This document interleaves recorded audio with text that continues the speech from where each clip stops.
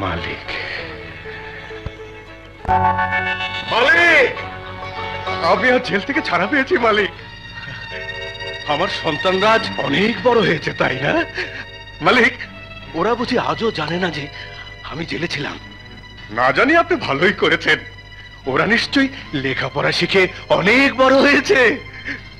আমাকে ওদের কাছে নিয়ে চলুন মালিক। কতটা বছর আমি ওদের মুখ দেখি না মালিক। এই রাস্তার একটা ভিখারি আমার ড্রয়িং রুমে নোংরা পায়ে দাঁড়িয়ে দামি কার্পেট নষ্ট করে আবল তাবল কথা বলছিস? এই কে আছিস? ওকে ঘাড় ধরে বের করে দে। আপনি কি বলছেন? আমাকে আপনি চিনতে পারছেন না? আমাকে আপনি রাস্তার ভিখারি বলছেন? আমার পায়ের নোংরাতে আপনার দামি কার্পেট নষ্ট হবার কথা বলছেন? তাহলে কি আমি মনে করব আপনি আপনার কোনো কথাই রাখেননি, আমার সাথে বিশ্বাসঘাতকতা করেছেন? এই তুই কি মানুষ যে তোর সাথে আমার বিশ্বাসঘাতকতা করতে হবে? আজ আমি হয়তো আপনার চোখে মানুষ না, কিন্তু একদিনে আমি আপনার কাছে মানুষের চেয়ে বড় কিছু ছিলাম। আমি হয়েছিলাম আপনার ভাগ্য বিধাতা। আজ আমার যে নোংরা পায়ের কথা আপনি বলছেন, এই আপনি আমার এই পা দুটো জড়িয়ে ধরে জীবন বাঁচানোর জন্য করুণা ভিক্ষা চেয়েছিলেন, দয়া ভিক্ষা চেয়েছিলেন। আমার প্রয়োজনে আমি করেছিলাম। আমার ওই অতীত মনে করবার মতো সময় আমার নেই।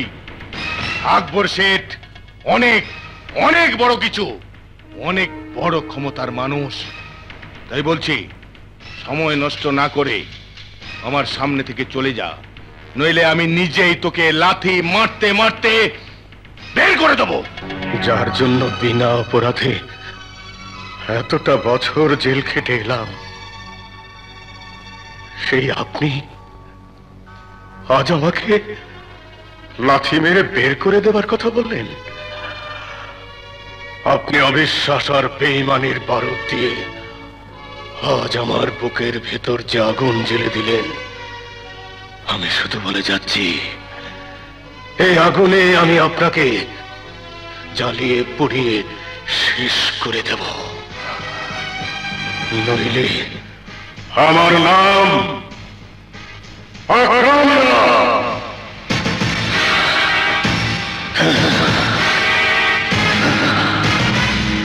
আমি আকরাম, তোমার প্রতিদ্বন্দ্বী হয়ে তোমাকে নিয়ে খেলার জন্য মাঠে নেমেছি।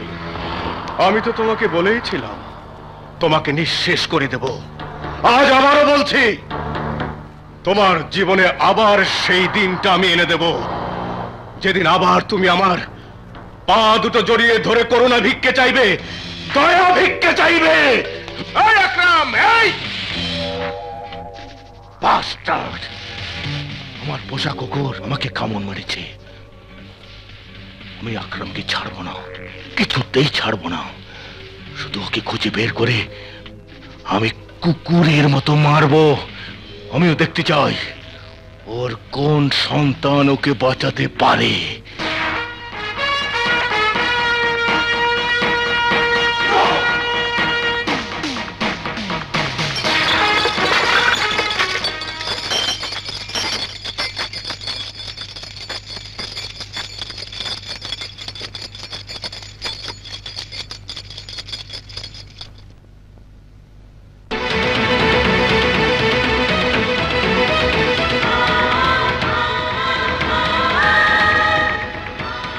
কে তুমি, কি নাম তোমার কিছুই জানি না, শুধু তোমাকে এটুকু বলতে পারি, আজ যে কাজটা তুমি করে দিয়েছ, এই কাজটার দাম হিসেবে তোমাকে কিভাবে মূল্যায়ন করব তা আমি নিজেই জানি না। দাম আমি পেয়ে গেছি স্যার, দাম আমার হাতে। ওটা তো মনে হচ্ছে সামান্য একটা সোনার বালা। হ্যাঁ, সামান্য একটা সোনার বালা। এই সামান্য সোনার বালাটাই আমার জীবনে এক অসামান্য কিছু। তাই আপনার কাছে আমার কাজের দাম হিসেবে আর নতুন করে কিছু চাওয়ার নেই। আমি এখন যেতে পারি স্যার? তোমার পরিচয়টা একবার আমাকে দিয়ে যাবে না? নাম মুন্না, মা বাবা ভাই বোনের স্নেহ ভালোবাসা থেকে বঞ্চিত এক হতভাগ্য সন্তান। বিধাতা মানুষের কপালে সুখের কথা লেখে, আমার কপালে সুখের পরিবর্তে দুঃখের কথাই লিখে দিয়েছে। এক কথায় দুঃখ, কষ্ট, যন্ত্রণার আগুনে পোড়া আমি এক টুকরো জ্বলন্ত কয়লা। তোমার কথা শুনে শুধু এ কথাটাই বলতে ইচ্ছে করছে, তোমার জীবনের সাথে আমার এই জীবনের অনেক মিল আছে। তুমিও যেমন আপনজনের বাঁধন হারা এক সন্তান, তেমনি আমিও স্ত্রী সন্তান হারা এক হতভাগ্য পিতা। একবার একবার আমার এই বুকের ভেতর তুমি আসবে বন্যা। কত বছর আমি আমার সন্তানদের আমার এই বুকে জড়িয়ে নেই না, এ কথাটা আমি ভুলেই গেছি। আজ অন্তত তোমাকে বুকে জড়িয়ে নিয়ে অনুভব করতে চাই আমি ওর সন্তানের বাবা ছিলাম।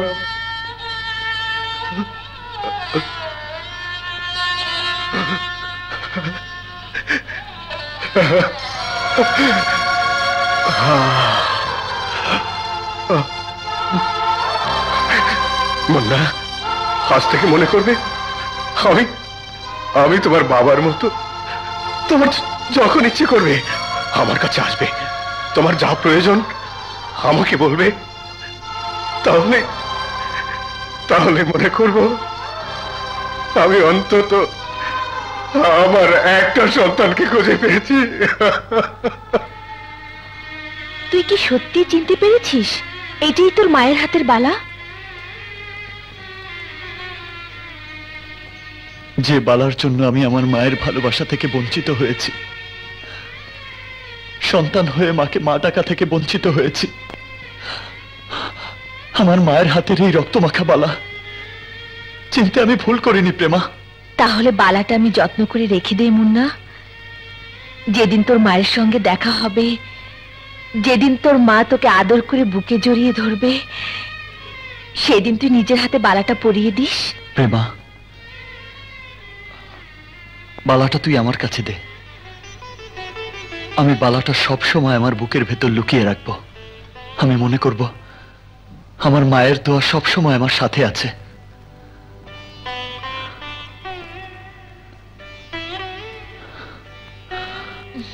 মা, তোমার জন্য আজ প্রথম মাসের বেতনের টাকা দিয়ে একটা জিনিস এনেছি। তুমি বলো না মা, জিনিসটা দেখে তুমি খুশি হলে আমাকে অনেক বেশি আদর করবে। মা মনে হয় তোর সৎমা ভাইয়া, আর তাই জিনিসের লোভে তোকে বেশি বেশি আদর করবে। সন্তান হলো মায়ের বুকের ধন, তাই মায়ের সমস্ত আদর শুধু সন্তানের জন্য।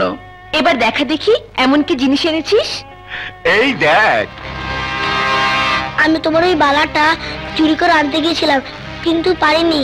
ওর আমার পিছু নিয়েছে, আমাকে বাঁচাও মা। মা এবার তোমার হাতটা বাড়িয়ে দাও তো, বালাটা পরিয়ে দিই। বালাটা আমি পরবো না মাসুদ।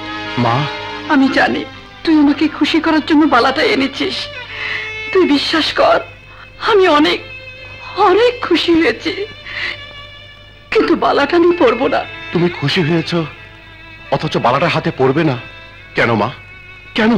এমনি একটি বালার জন্য আমি মামুনকে আমার জীবন থেকে পর করে দিয়েছি।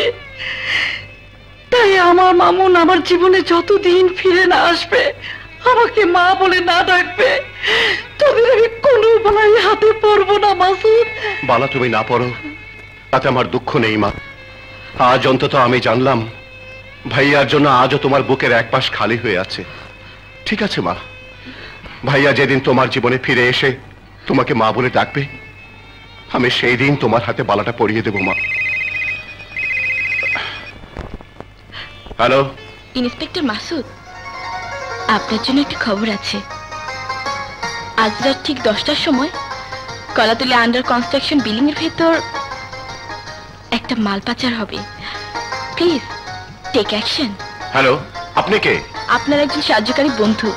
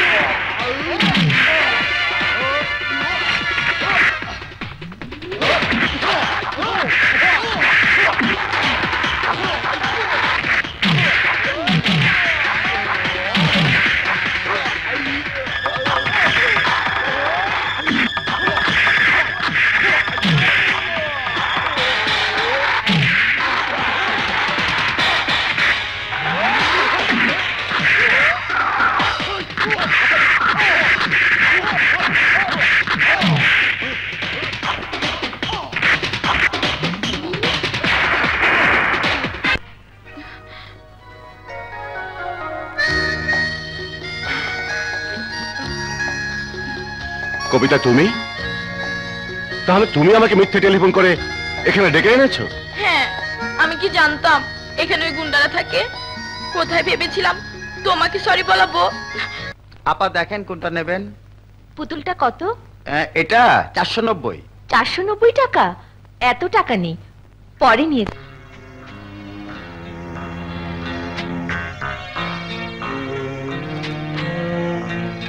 এই পুতুলটার দাম কত? 10 টাকা।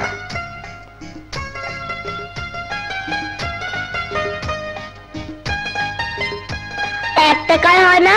পুতুল নাকি না, অন্যদিকে যা সর। দোলা, আমি তোকে পরে পুতুল কিনে দেব। 500 টাকা। 10 টাকা পাবেন। এই রিক্সা যাবে? এই যে শুনুন, আমার মনে হয় গুন্ডা। বাবা শুনুন, এই যে শুনুন,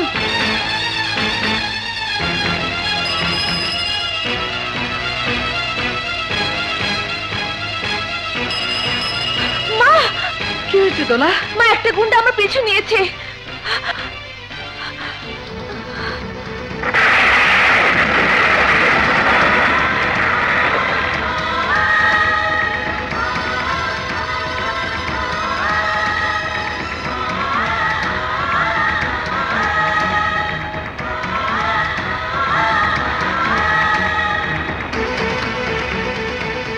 কোনদিন আমাকে মা বলে ডাকিস, তাহলে আমার মরা মুখ দেখবি।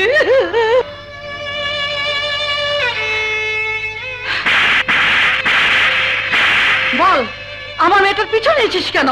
কি হলো? কথা বলছিস না কেন? আন্টি, আপনার নরম হাতের থাপ্পড়েও কিচ্ছু হবে না। রাস্তাঘাটে একটা মেয়েকে একা পেলেই পিছু নিতে ইচ্ছে করে। মনে করিস মেয়েটার কেউ নেই? সাগর, ওকে বেশি করে মারো, যাতে করে আর কোনো মেয়ের পিছু নিতে সাহস না পায়। শোন, তুই যার পিছু নিয়েছিস ওর নাম দোলা, আমার ভালোবাসা। আর যদি ভুল করে ওর পিছু নিতে চাস, তাহলে তোর মতো মাস্তান কেমন শিক্ষা দেব? তুই তোর মা বাবার নামটা পর্যন্ত ভুলে যা। তুই কাকে আঘাত করছিস ভাইয়া? কেন, তুই ওকে চিনিস নাকি? শুধু চিনি না, খুব ভালো করেই চিনি। এই ভাইয়া সেদিন গুন্ডাদের হাত থেকে আমার ইজ্জত বাঁচিয়েছিল। তুমি দোলার পিছু নিয়েছিলে কেন?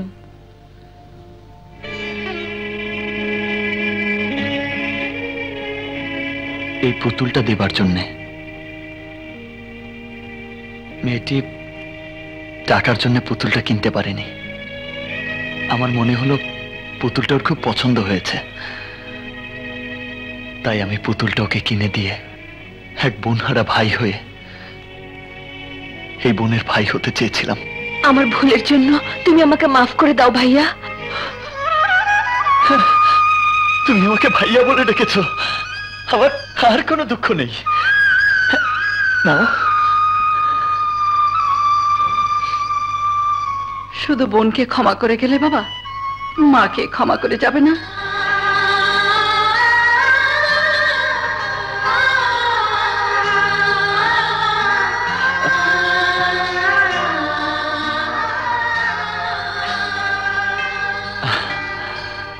সন্তানকে আঘাত করলে মায়ের কখনো অপরাধ হয় না। তোমার মাকে নিশ্চয়ই তুমি খুব ভালোবাসো বাবা।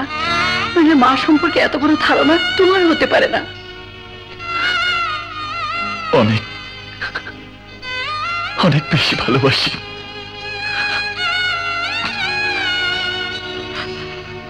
তুই তোর মায়ের দেখা পেয়েছিস? হ্যাঁ রে প্রেমা, হ্যাঁ। জীবনের স্রোতে পাক খেতে খেতে আজ আমি আমার মায়ের দেখা পেয়েছি, ছোট বোনের দেখা পেয়েছি। জানিস প্রেমা, মা যখন আমার মুখে থাপ্পড় মারছিল তখন আমি এতটুকু ব্যথা পাইনি। আমার মনে হচ্ছিল মা আমাকে তার হাত দিয়ে 15 বছর পর আদর করছে। আজ যে কথাটা তুই মনে করেছিস, একদিন আসবে তোর এই কথাটি সত্যি হবে। তোর মা তোকে বুকের ভেতর জড়িয়ে নিয়ে 15 বছরের জমানো আদর দিয়ে তোর বুকের কষ্ট দূর করে দেবে। তোর কথাটাই যেন সত্যি হয় প্রেমা। যেদিন তোর কথাটা সত্যি হবে সেদিন আমার চেয়ে সুখী মানুষ এই পৃথিবীতে আর কেউ থাকবে না রে, আর কেউ থাকবে না।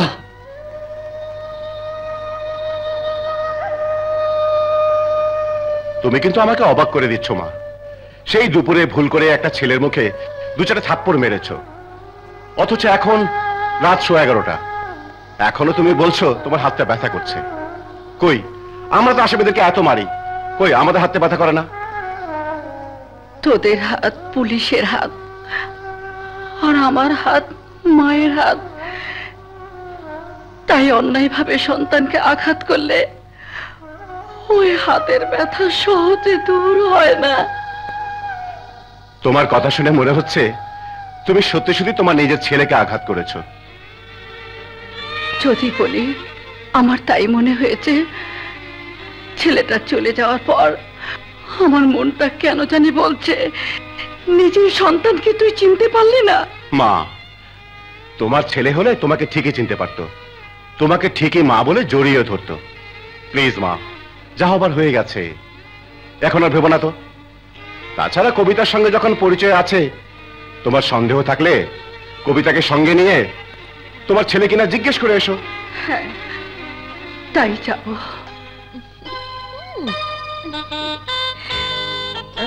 তুমি যেভাবে পুতুলটাকে আদর করছো, সেকেন্ড, মিনিট, ঘন্টার কাটা ঘুরতে ঘুরতে 7 দিন হয়ে গেল। এর মধ্যে তোরা কেউ আমার শত্রুর ঠিকানা আবিষ্কার করতে পারলি না। তাহলে কি আমি মনে করব আকবর শেঠের ক্ষমতা শেষ? না ভাইজান, তোমার ক্ষমতা শেষ হয়ে যায়নি। মুন্নাকে ঘায়েল করতে পারলেই তোমার শত্রু আকরামের ঠিকানা জানা যাবে। তাহলে তো ভালোই হবে, সন্তানকে ঘায়েল করে বাপকেও ঘায়েল করা যাবে। কথাটা বুঝলাম না। ওই মুন্না হলো আকরামের ছেলে। এবার বল, মুন্নাকে ঘায়েল করার জন্য বন্দুকটা কে? ওর নাম রেশমি। এই মুন্না, বল আমার কি নেই? একটা পুরুষকে দেবার মতো একটা মেয়ের যা থাকা দরকার আমার সব আছে। হ্যাঁ, তোর সবই আছে। তবুও বলবো প্রেমার এমন কিছু আছে যা তোর নেই। আমারও আছে, শুধু বলবো তোর দেখার মতো চোখ নেই। তাই বলছি, এতদিন তোর মন পাবার জন্য শুধু পেছনে পেছনে ঘুরেছি। এবার আমি আমার ভালোবাসাকে জোর করে আদায় করে নেব। রেশম, পাগলামো করিস না, ছাড়। আমি তোকে ছাড়বো না, আমি তোকে ছাড়বো না। রেশমি, খবরদার, তুই আমার মুন্নার দিকে হাত বাড়ালে আমি তোর হাত কেটে নেব। এসো মুন্না, তুই একটা অসভ্য মেয়ের মতো চিৎকার করছিস কেন? আমি তোকে বলতে এসেছি মুন্নার জীবন থেকে তুই সরে যা, নইলে তোকে আমি খুন করে ফেলবো। তোর মতো একটা বাজে মেয়ের ভয় প্রেমা করে না। মুন্না আমার প্রেম, আমার ভালোবাসা, আমার বেঁচে থাকার নিঃশ্বাস। তোর নিঃশ্বাস আমি বন্ধ করে দেব।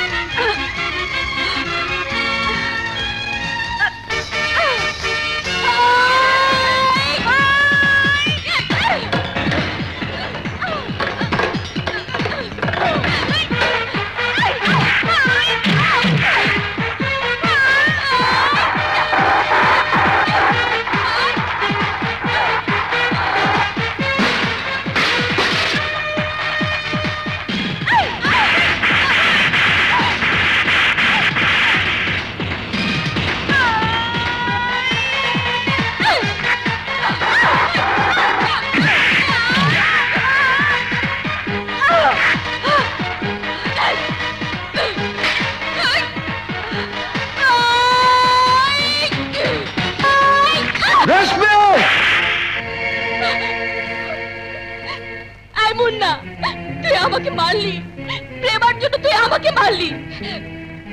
আমিও তোকে বলে যাচ্ছি, আমি যদি তোকে আমার করে না পাই তাহলে প্রেমা তোর হবে না, আমি হতে দেব না, কোনোদিনও না।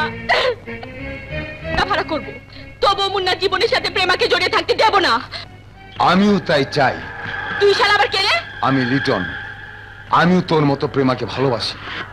তোর ওই মুন্নার জন্য আমিও প্রেমার কাছে যেতে পারছি না। আমার বুদ্ধি শুনলে তুমি পাবে মুন্নাকে আর আমি পাবো প্রেমাকে। আমার বুদ্ধি শুনবে? মুন্নাকে পাবার জন্য আমি খুন পর্যন্ত করতে পারবো, আমি রাজি। আমি শুধু মুন্নাকে চাই।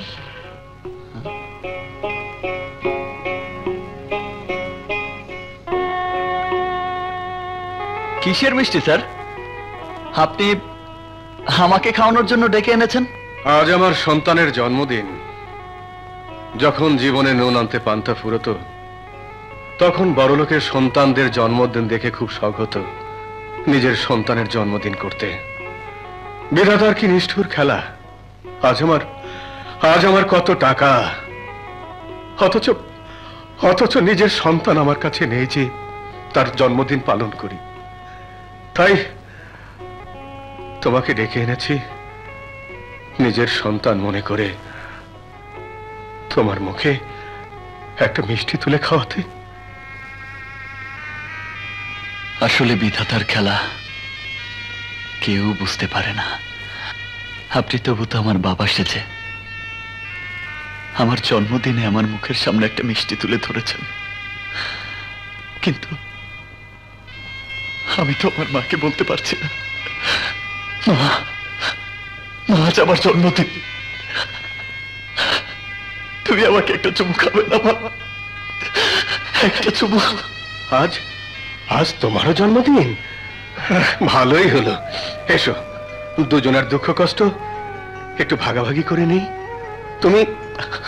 তুমি মনে করো তোমার বাবা আমি, আর আমি মনে করি আমার সন্তান তুমি। নাও, মিষ্টিটা খাও। হ্যাঁ, খাও।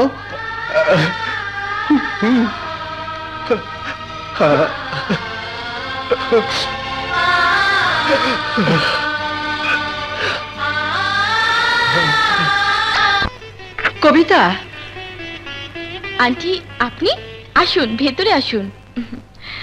কবিতা, তুমি তো মুন্নার বাসার ঠিকানাটা জানো, আমার সাথে একবার যাবে? আজ আমার বড় ছেলে মামুনের জন্মদিন।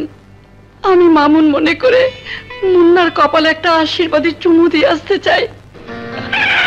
ঠিক আছে।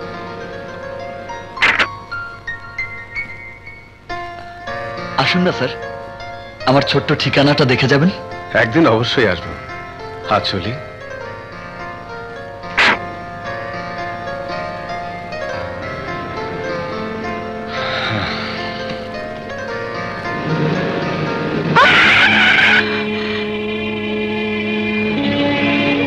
লোকটা চোখেও দেখে না নাকি? বড় লোকেরা কখনোই গরিবদের দেখে না। চলুন। মুন্না,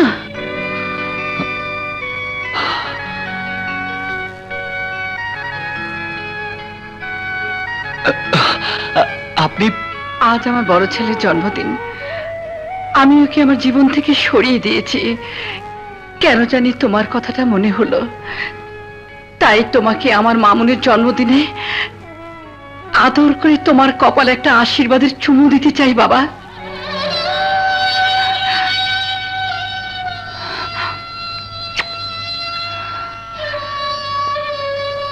আমার মতো তুমিও খাচ্ছ?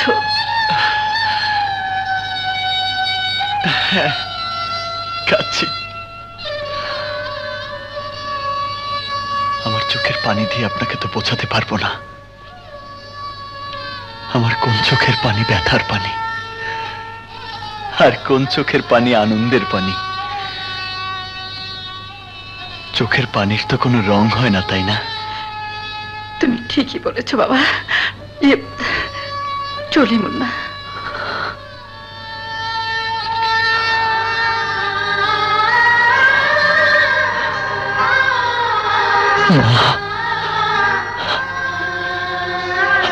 আজ তোমাকে দেবার মতো আমার কিছুই নেই মা। তোমার বালাটা তুমি নিয়ে যাও। তুমি কিছু বললে মুন্না? না তো। আচ্ছা,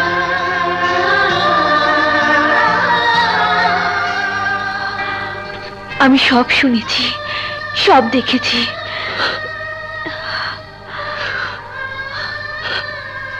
তুমি মুন্না নামের মাস্তান তোমার ইজ্জত নষ্ট করেছে। নারীর জীবনের সবচেয়ে বড় সম্পদ হলো তার ইজ্জত। সেই ইজ্জত নিয়ে কেউ কখনো মিথ্যা বলে না স্যার। আমি তাই আইনের কাছে আমার ইজ্জত হারানোর বিচার চাইতে এসেছি। আপনি যদি আইনের মানুষ হয়ে সঠিক বিচার না করেন, তাহলে আমি মনে করব আইনের মানুষও গুন্ডা মাস্তানদের মতো নষ্ট হয়ে গেছে। অসম্ভব। হয়তো আইনের 2-4 জন মানুষ নষ্ট হয়ে গেছে, কিন্তু আইনের মানুষ এখনো গুন্ডা মাস্তানদের হাতের পুতুল হয়ে যায়নি। আমি তোমাকে কথা দিচ্ছি, তুমি সঠিক বিচার পাবে। মুন্না যত বড় মাস্তান হোক, ওর পেছনে যত বড় গডফাদার থাকুক না কেন, আইন ওকে ছাড়বে না, আমিও ছাড়বো না। প্রেমা, এইবার তুই ঘৃণা করে তোর জীবন থেকে মুন্নাকে সরিয়ে দিবি, আর আমি মুন্নাকে আমার বুকে জড়িয়ে নিয়ে এতদিনের স্বপ্নকে সত্য করব। অসম্ভব, এটা একটা ষড়যন্ত্র। মুন্না এত খারাপ চরিত্রের হতে পারে না। যদি তোমার কথা সত্যি হয়, তাহলে এটাই প্রমাণিত হয় রেশমি নামের মেয়েটি আইনের কাছে মিথ্যে কথা বলেছে। অবশ্যই মিথ্যা কথা বলেছে, আর এই জন্য বলেছে মুন্নাকে রেশমি জোর করে কাছে পেতে চায়। যদি তাই মনে করো, তাহলে তুমি কি পারবে তোমার ভালোবাসার মানুষের জন্য নিজের ইজ্জত নিয়ে এত বড় মিথ্যে কথা বলতে? বলো, তুমি বলতে পারবে? পারবে না। কারণ একটাই, এমন কোনো নারী নেই যে নিজের ইজ্জত নিয়ে এত বড় মিথ্যে কথা বলতে পারে। তাই বলছি, মুন্না কোথায়? মুন্নার ঠিকানা বলে দাও। ইন্সপেক্টর, মুন্না আপনার পেছনে দাঁড়িয়ে। মুন্না, তুই পালিয়ে যা। জীবনে একবারই আমার মায়ের জীবন থেকে পালিয়ে এসেছি, আর আমি পালাতে চাই না প্রেমা। আমি দূরে দাঁড়িয়ে সবকিছু শুনেছি। তাহলে কি তুই বলতে চাস রেশমি তোর বিরুদ্ধে যে কথা বলেছে সব সত্যি? সত্যি না বলেই আমি আইনের কাছে ধরা দিতে চাই। কারণ ধরা না দিয়ে আমি যদি পালিয়ে বেড়াই, তাহলে চরম মিথ্যেটা চরম সত্যতে পরিণত হবে। আজ এখন পর্যন্ত আমার প্রতি তোর যে অগাধ বিশ্বাস, সে বিশ্বাসটা কাল হয়তো থাকবে না, কাচের দেয়ালের মতো ভেঙে চুরমার হয়ে যাবে। ইন্সপেক্টর, চলুন, আমাকে কোথায় নিয়ে যাবেন? আমার সাথে থানায় চলুন। চলুন।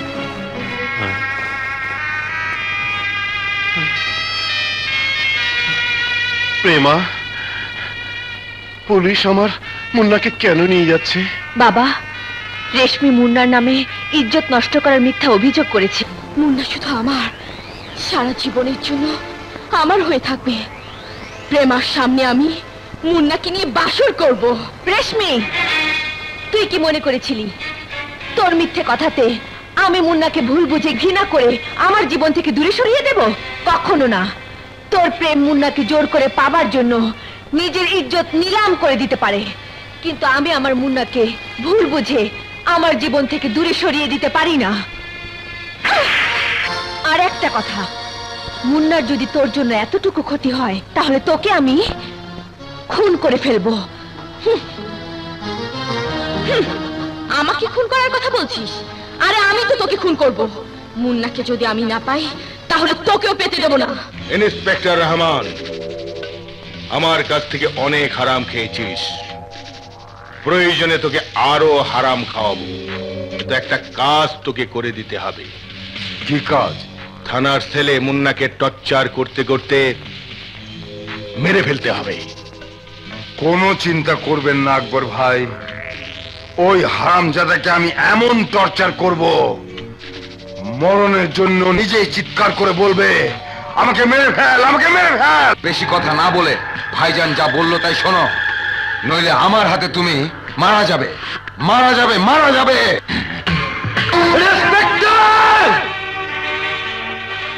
বাঁচতে চাইলে আমাকে মেরে ফেল, আমি বেঁচে থাকলে কিন্তু তুই বাঁচতে পারবি না। তোকে মেরে ফেলার জন্য কত টাকা পেয়েছি? 5 লাখ নতুন কর করে নোট।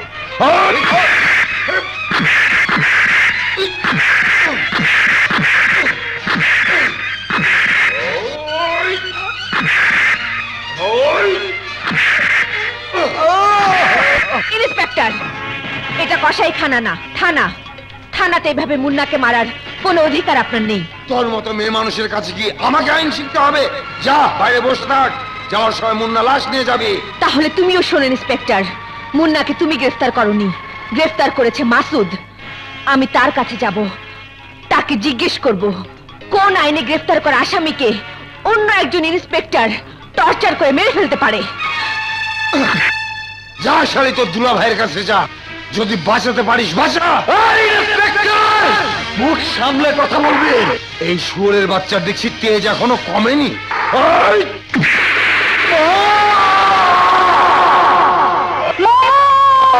মা, মা, তোমার কি হয়েছে মা? ভাইয়ার নাম ধরে চিৎকার করে উঠলে কেন? মাসুদ, আমাকে একবার তোর থানায় নিয়ে চল বাবা। থানায় যাবে কেন? এইমাত্র আমি স্বপ্নে দেখলাম থানার পুলিশ অন্যায় ভাবে আমার মামুনকে মারছে। আমার মামুন মা মা বলে চিৎকার করছে। মা, থানায় মামুন বলে কেউ নেই, একজন আসামি আছে, ওর নাম মুন্না। কি নাম বললি ভাইয়া? মুন্না? মা, এই সেই মুন্না ভাই যে আমার জন্য পুতুল নিয়ে এসেছিল, যার মুখে তুমি থাপ্পড় মেরেছিলে। মাসুদ, তুই মুন্নাকে কেন গ্রেফতার করেছিস? কেন? মুন্না একটা মেয়েকে ধর্ষণ করেছে মা।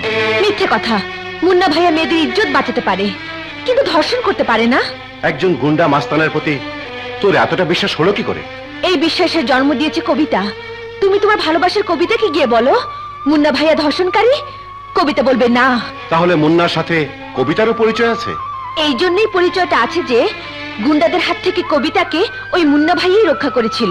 মাসুদ, আমার মন বলছে তুই ছেলেটাকে অন্যায়ভাবে গ্রেফতার করেছিস বাবা। ওকে তুই ছেড়ে দে। Inspector, inspector!